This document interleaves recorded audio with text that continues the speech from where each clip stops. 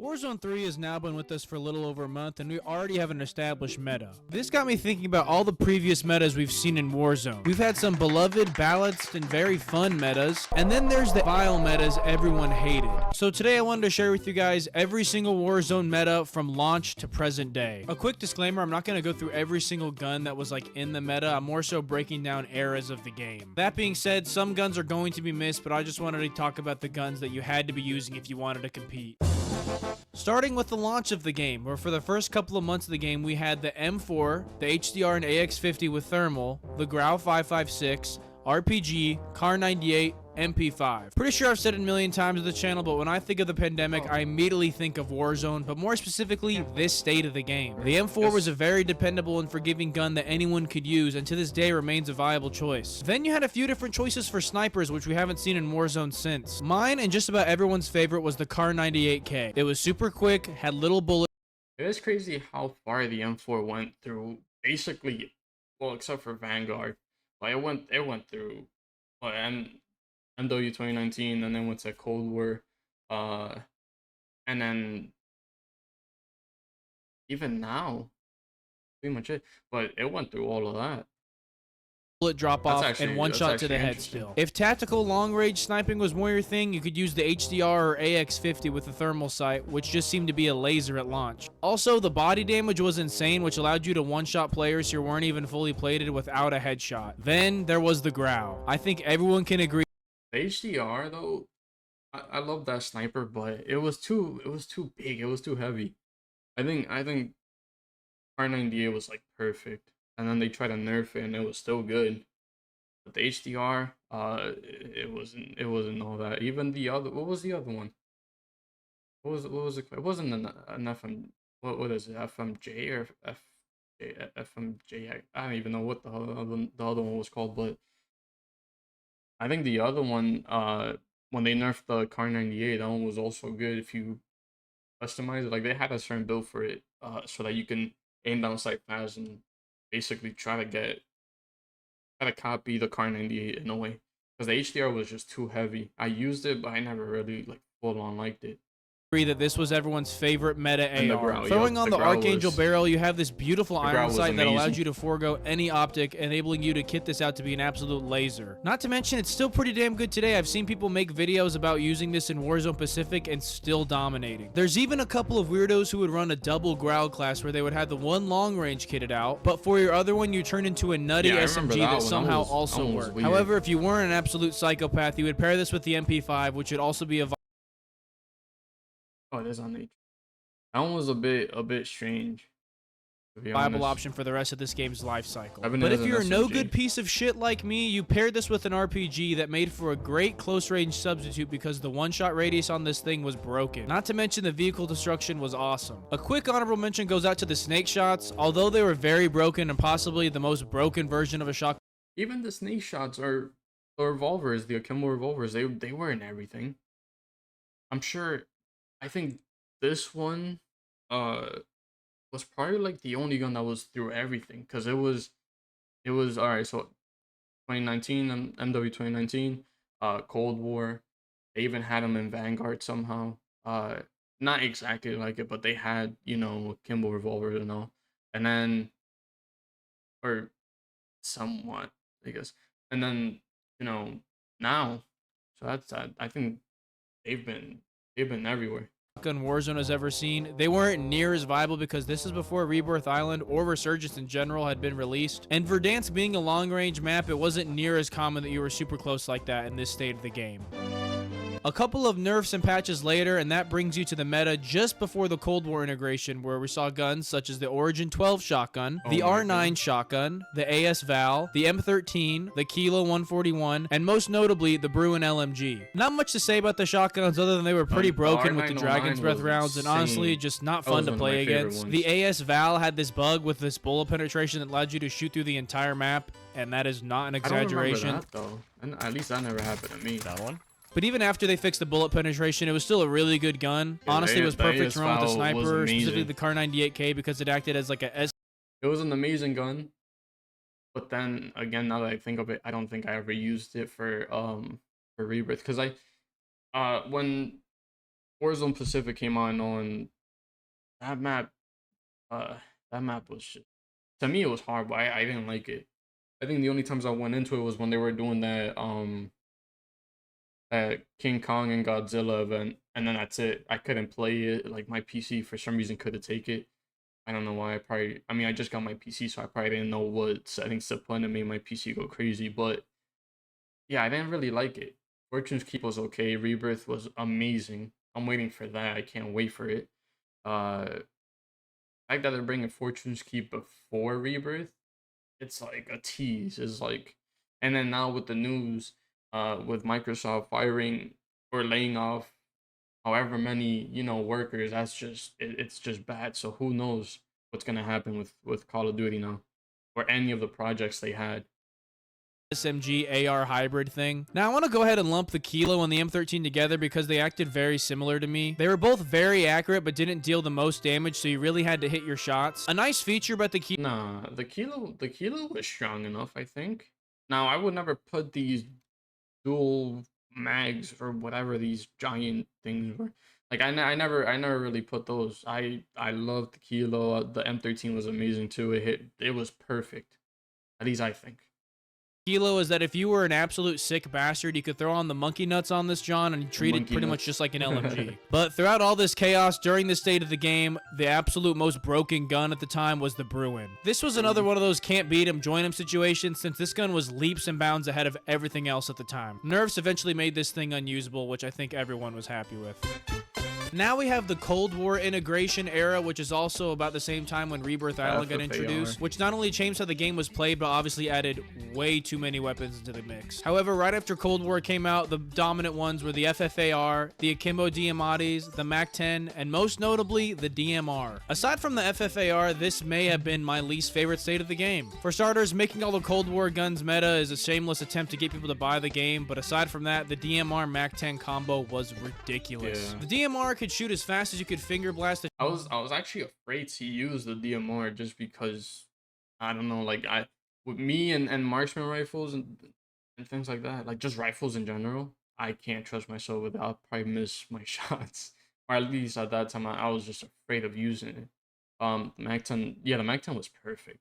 That's for sure. I wish I had my PC, once all of those like Cold War and Vanguard came out.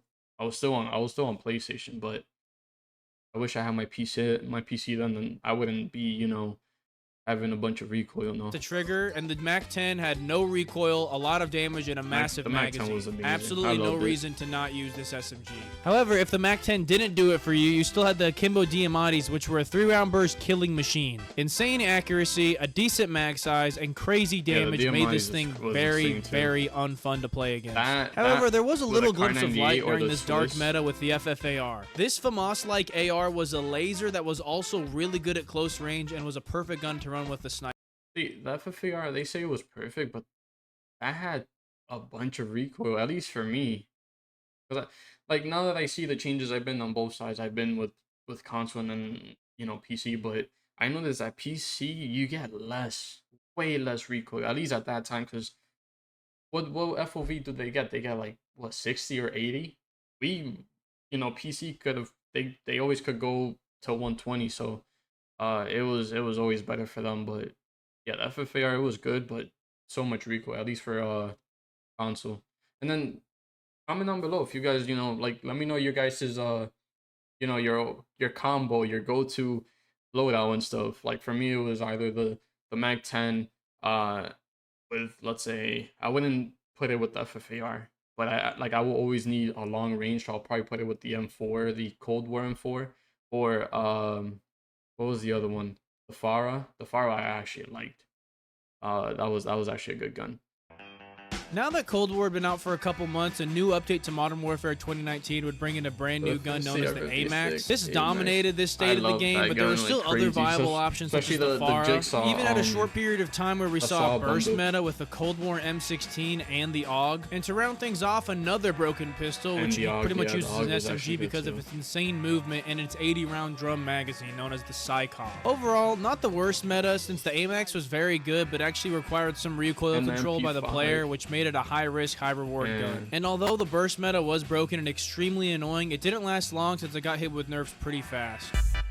Now we're at the time frame of about late spring of 2021 to the release of Vanguard, and here's where things get out of control with just an absolute hodgepodge of guns in that range. We have the MG82, Swiss K3, OTS-9, the Bullfrog randomly, XM4, Krieg 6, Cold War AK-47, and Cold War MP5. Honestly, I would say there's only a few guns worth breaking down here. The first being the MG82, which had absolutely no recoil and a high capacity for its magazine. This made it a lot of fun to use and made big team wipes at range easier than ever. Then you had the Swiss K3, which was just as good, if not better, than the Kar 98 and made for a great substitute. It was honestly a lot of fun having at a certain point it was better because they did nerf the Kar 98. And to be honest, out of all of the the MG82 and all those other LMGs, I think I always went for the PKM.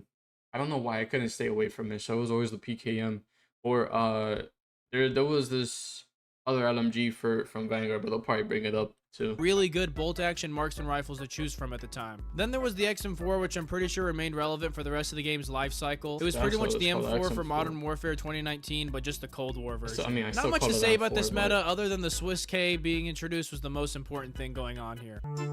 Now we have the Vanguard merge, which completely changed the entire game. The Vanguard guns, obviously we know, supported 10 attachments, and pretty much all of them were broken. I know a lot of people love this state of the game, but me personally, I could not stand it. The meta-defining guns at the time were the MP40, the Owen gun, the Bren LMG, the Cooper carbine, the Well gun, the STG-40. I can never use the Bren gun.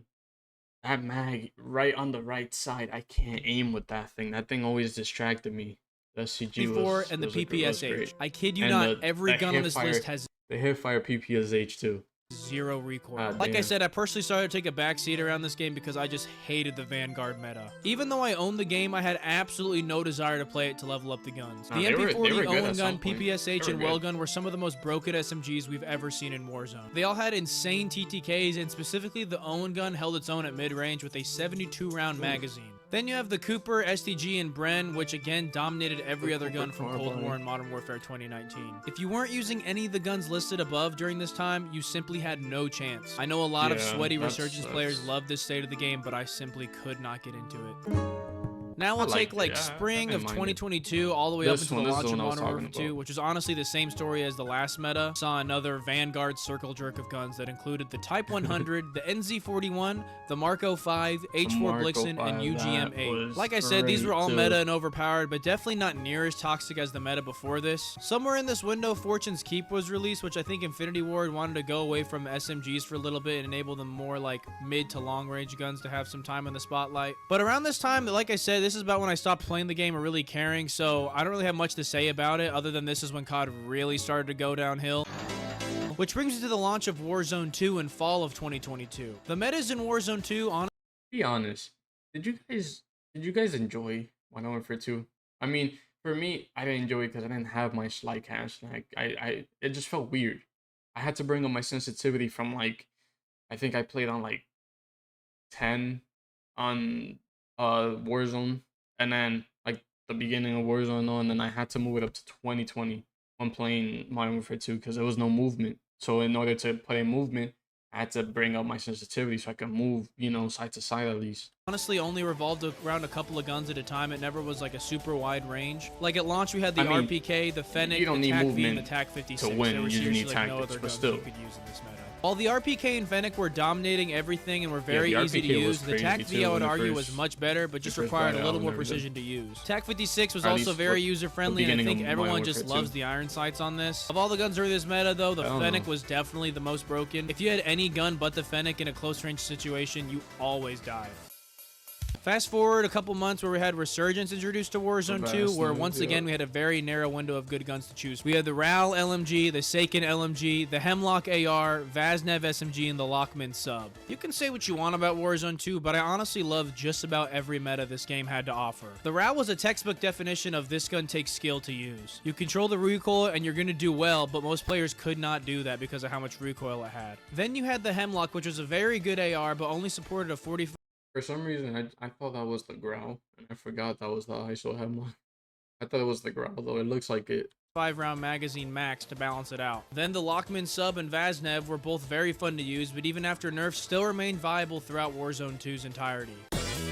Now, I'm just going to cover the rest of the game's life cycle, which to me, honestly, we didn't really see anything too crazy in the meta besides like 2 really standout guns to me. Starting off with the Cronin Squall, yet another one of my favorite metas because it was a high recoil damage gun that I think rewarded good players. You paired that with the ISO SMG and you were unstoppable. After a nerf to that, we saw the Lockman 5.56, which people were calling the Grau 2.0 because of its 0 recoil build. Once that was nerfed, we kind of entered this weird state of the game where you could really use anything, but I would say most people were using the Cast-Off 7.62, which was aka the AK-47. I really couldn't tell you exactly what the meta was from summer 22 all the way up until Warzone 3.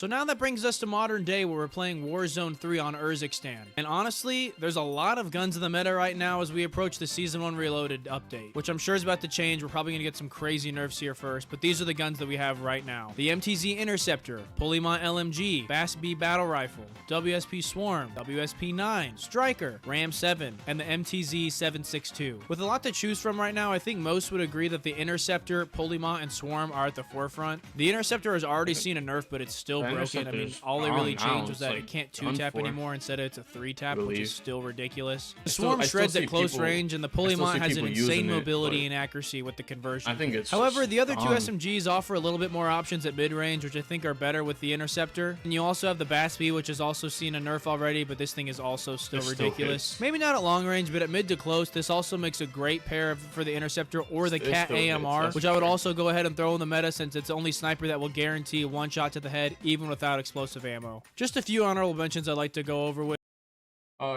If you guys know, because I've been searching, I'm using the what's I'm forgetting everything. I believe it's FMJ. I'm using that sniper now. The one-shot build. But if you guys know another sniper that you can make into, you know, having faster ADS and all, but still one shot, let me know. Because I'm thinking the KAMR, but it's a huge ass gun. It's gonna be slow no matter what. With is the snake shots, which I kid you not were only in the game for like 48 hours. Honestly, really crazy how fast Infinity Ward got these out of the game. And similarly, the Lockwood 300 somehow through all the patches got reverted to the broken Warzone 2 state where the dual trigger has insane range and one taps also. But that is the entire Warzone meta history in one video. Like I said, I didn't cover everything, but I really just wanted to highlight those meta-defining guns that were dominating the game at whatever time period it was. But let me know what your favorite meta was down below, or your least favorite. I know I'll probably put out a video of like my personal favorite and what the ones I hated the most as well. But if you liked, leave a like. If you didn't, leave a dislike. Go ahead and subscribe if you haven't already. And thank you.